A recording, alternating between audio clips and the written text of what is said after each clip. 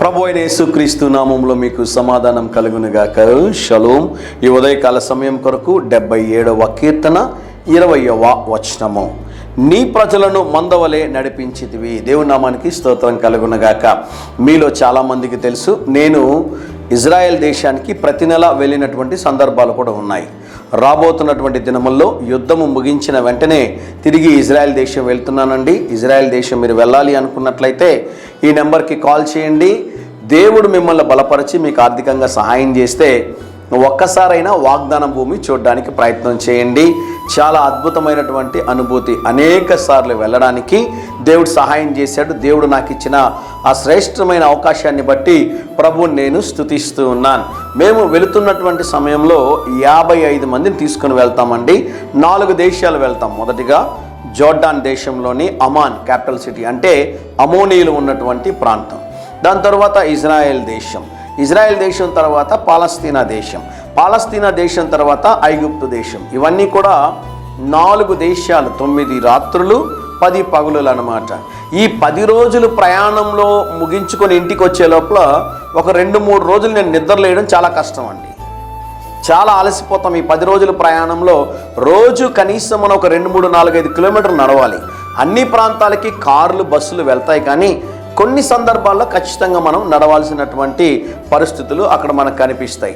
ఈ 10 రోజుల్లో 55 మందిని ఏగడము, ఉన్నటువంటి ఓపిక మొత్తం క్షీణించిపోతుందండి.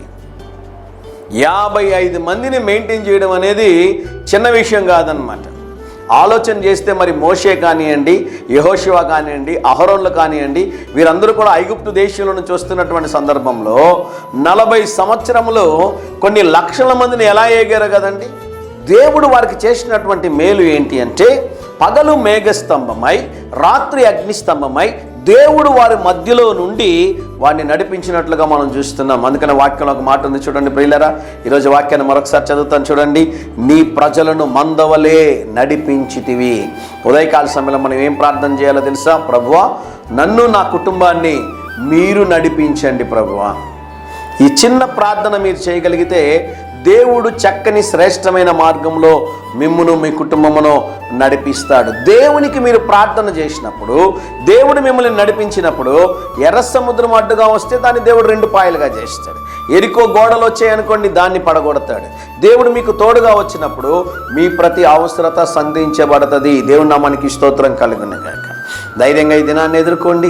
దేవుని సన్నిధి మీకు తోడుగా వచ్చి అద్భుతములు చేయునుగాక. ప్రియ పరలోకపు తండ్రి, మోషే ప్రార్థించినట్లుగా ఈ ఉదయకాల సమయంలో మేము ప్రార్థిస్తున్నాం. మీ సన్నిధి మాకు తోడుగా రాకుంటే మమ్మల్ని ముందుకు తీసుకెళ్ళొద్దు ప్రభువా.